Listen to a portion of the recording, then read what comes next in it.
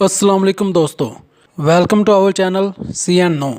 कुरान हकीम में इंसान को ज़मीन व आसमान की पैदाइश यानी कायनात की तहलीक के बारे में गौर व फिक्र और तदबीर की हिदायत की गई है ताकि इंसान तहलीक को देखकर हालत को देखे। जब चांद पर पहले इंसान ने कदम रखा और इसने चांद की सतह से तारीख हला में तैरती हुई और चांद ही की मानद मुनव्वर ज़मीन के हुस्न व जमाल का मुशाहिदा किया तो बेअख्तियार पुकार उठा, खुदा अजीम है, गॉड इज़ ग्रेट। आज का साइंसदान अपनी तमाम तर काविशों, तहकीकों, तजर्बात और मुशाहिदात के बावजूद जो कि सदियों से हो रहे हैं, कायनात की बेपनाह वस्तुओं का अहाता नहीं कर सका और इसकी लामहदूदियत ने इसे हैरत में डाला हुआ है। लेकिन इसका मुशाहिदा जारी है और जारी रहेगा। इंसान कायनात में हमेशा से दिलचस्पी लेता रहा है। आज हर कोई जानता है कि कायनात सूरज, चांद, ज़मीन, फल्की सियारों और अनगिनत मजमल नजूम पर मुश्तमिल है। लेकिन सबसे पहले मिस्र और बाबल के लोगों ने इन सवालात का जवाब मालूम करने की कोशिश की थी। सबसे पहले अहले बाबल ने तारीख के कैलेंडर इस्तेमाल किए जो कि फल्की इजसाम की हरकत पर मबनी थे। आगे चलकर उन्होंने इल्म नजूम में बड़ी तरक्की की।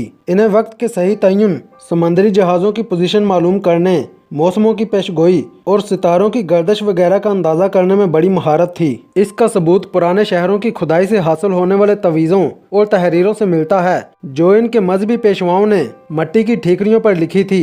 इनकी लोक कहानियाँ और फल्की किस्से भी मशहूर हैं जिनसे कायनात के मुतल्लिक इनकी दिलचस्पी का इजहार होता है। इनका ख्याल था कि ज़मीन एक टिकिया की मानिंद है जो समंदर की हंदक से चारों तरफ से घिरी हुई है और आसमान प्याले की मानिंद ज़मीन के ऊपर उल्टा रखा हुआ है। इनकी तहलीके कायनात की दास्तान बड़ी अफसानवी है। वो कहते हैं कि हमारी खुश्क ज़मीन मफूकुल फितरत कुव्वतों के जरिए समंदर के पानी से उभरी है। इनकी तहरीरों में एक अजीम सैलाब का भी जिक्र है जो हकीकत में इस कौम के लिए एक डरावा था कि अगर उन्होंने अपनी इस्लाह ना की तो इनकी ये खुश्क ज़मीन दोबारा समंदर की अथाह गहराइयों में चली जाएगी। इनका ख्याल था कि इस सैलाब के दौरान मौजूदा फल्की इजसाम ज़मीन के किनारों से आसमान की तरफ उठे और वहीं किसी जगह ठहर गए। इनके ख्याल के मुताबिक सूरज, चांद और इस वक्त मालूम शुदा 5 सियारे देवता थे जिनकी हरकतों सकनात से ये अंदाज़ा लगाया जाता था कि देवता किस मूड में हैं और इनके क्या इरादे हैं। अहले बाबल के नजूमियों का ये फ़र्ज़ भी था कि वो बादशाह वक्त को इन देवताओं की खुशी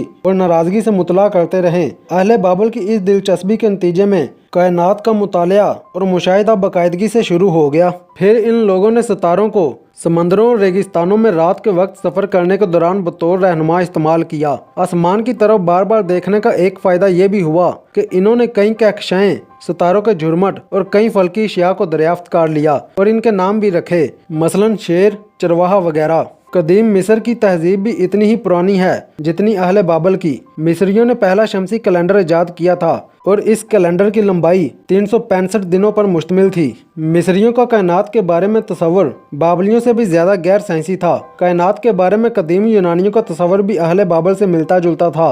यूनानी हिसाबदान और फ़लसफ़ी फिसागोरस से लेकर अजीम फ़लसफ़ी अरस्तु तक हमारी मालूमात का ज़रिया अरस्तु की एक किताब है। अरस्तु कहता था कि ज़मीन साकन है, मगर कई दूसरे यूनानी फ़लसफ़ियों का ख्याल था कि ज़मीन हरकत में है। यूनानी फ़लसफ़ी आरस्टार्क्स पहला शख्स था जिसने कहा था कि ज़मीन सूरज के गिर्द चक्कर लगाती है। बहुत से दूसरे यूनानी फ़लसफ़ियों के नज़दीक आसमान एक खोखले ग्लोब की मानिंद है जिसने ज़मीन को तमाम अतराफ से घेर रखा है और सितारे नगीनों की मानिंद आसमान पर जड़ दिए गए हैं। आसमान के बारे में इनका कहना था कि ये किसी महवर के ऊपर खड़ा है और वो महवर ज़मीन के वस्त में गाड़ दिया गया है और आसमान रोज़ाना मगरब की तरफ हरकत करता है। बाद में मिस्र के रहने वाले जुग्राफिया और नजूम के माहिर बतलीमूस ने भी यही नज़रिया पेश किया था कि ज़मीन ही सारी कायनात का मरकज़ है और इसके ख्याल के मुताबिक 7 फल्की इजसाम यानी सूरज, चांद, अतारद, ज़हरा, मरीह, मिश्तरी और जहल ज़मीन के गिर्द घूमते हैं। कुरूने वस्ता में भी इल्म फल्कियात का दायरा ज़्यादातर फ़लसफ़ियाना ख्यालात पर मुहित रहा